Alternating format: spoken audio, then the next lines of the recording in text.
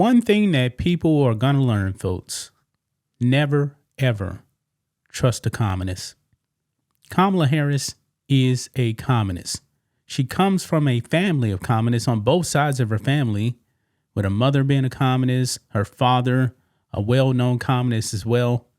Do not trust these people. And Kamala Harris, man, may actually be one of the biggest liars out there in political history. But this is what communists do. They promise you something and then they never deliver on it, folks.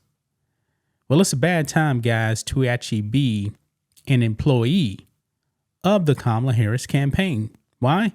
Well, she lost in a landslide and she can't keep her promise to actually pay her people. Yeah. If you are a staffer from the Kamala Harris campaign, you will not be getting paid anymore.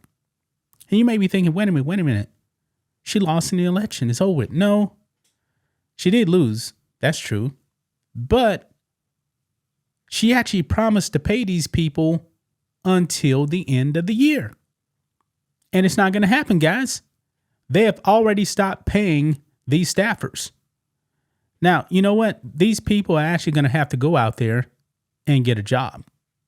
Maybe they already had jobs. I'm not exactly sure how campaign staffing actually works. They're going to have to go get a job, though. They're going to have to go back and get regular jobs. Kamala Harris, she stiffed them. Just that simple. She stiffed them and it's not going to pay them. Well, as you guys know, her campaign is flat broke. Actually, they're severely in the red.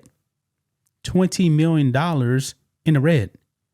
And we talked about the spending habits of the Kamala campaign.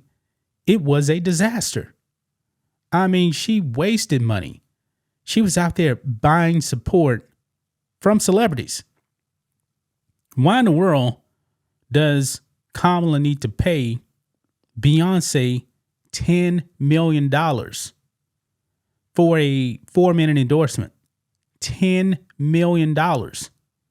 Apparently, Cardi B got some millions too, and Lizzo. She had to pay for support. That should have been a red flag right there that this woman had no chance whatsoever in this election. And now our people, man, are not going to get paid. Let's look at this, guys. Kamala staffers promise payment till end of year, get cut off as campaign seeks to pay off debt. Wow. And of course, Kamala Harris is out there asking donors for donation. Yeah. So, it says here, staffers working for Kamala Harris who are promised to be paid through the end of the year on the campaign are seeking their payments or seeing their payments get cut off as the Harris camp has gone into debt despite being given more than $1 billion with a B in funding.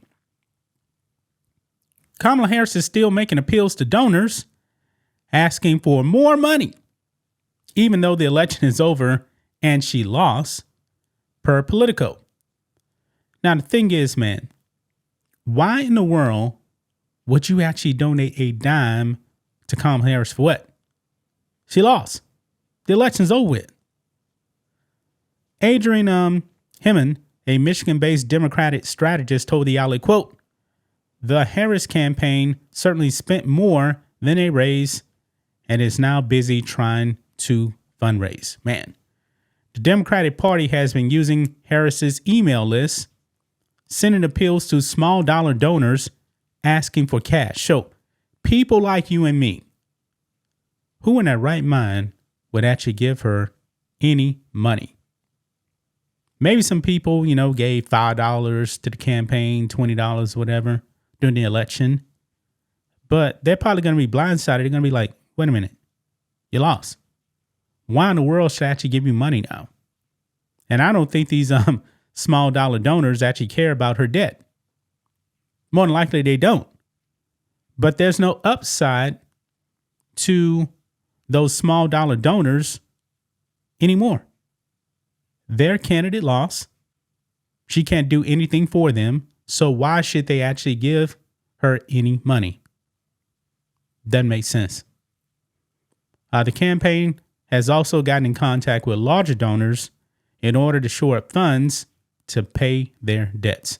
If I'm a large donor too, nah, I'm not doing it. Not doing it either. Senior staff members who were promised payment through the end of the year have been getting their paychecks terminated. And the debt stacked up by the Harris camp has been blamed. As of Saturday, many of the staff members were faced with getting cut off. After the backlash that has ensued from the decisions, the Harris campaign said that health insurance for those impacted would still be covered through the end of the year per the outlet. Man. But what about, money for food?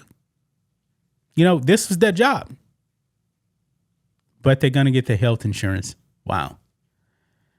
After Harris's loss, the camping had wrapped up around $20 million in debt, despite raising over $1 billion. And some expenses that have come to light have certainly raised eyebrows. The Harris campaign reportedly spent six figures just on a set of a podcast episode for Call Her Daddy, a show that revolves around raunchy sex-related topics. Why in the world would she actually go on that show? I'm serious. Why in the world would she actually go on that show and not Rogan? She goes on to a raunchy sex podcast. I mean, from what I actually understand, that's a decent sized show, but that is so out of touch with the average everyday person that's struggling to put food on the table. Additionally, the Harris camp spent around $12 million total on private jet rides while on the campaign trail. The Trump campaign, on the other hand, ended the election season with a surplus. Yeah. And President Trump was actually mocking Kamala Harris, talking about, hey, we should actually help her pay her bills. Yeah. So what a disaster, man, for the Kamala Harris campaign. Her political future is over with. It's over with, man. Of course, you guys know there's talk about trying to force Joe Biden to get Kamala Harris on the Supreme Court. Not going to happen. Biden, I believe clearly he voted for Trump. So there's no way in the world, man, that Joe Biden is going to do Kamala Harris a favor to actually get her on the Supreme Court. First of all, Sotomayor said she ain't leaving. She ain't leaving. She's pulling a Ruth Bader Ginsburg, and she's way younger than RGB. But still, Democrats want her out. She said, nah, I ain't leaving. Do you think Joe Biden is actually going to force Sotomayor out after what the Democrats did to him?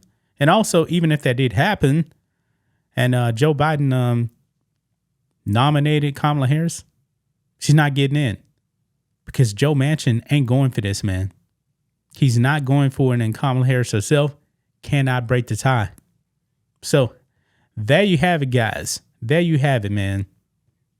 Kamala Harris, the business person, is awful. How in the world can you actually blow that money that fast and then let your staffers suffer like that?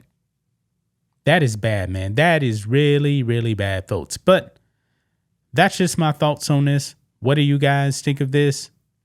Black and White Network fans, let us know what you think about all this in the comments.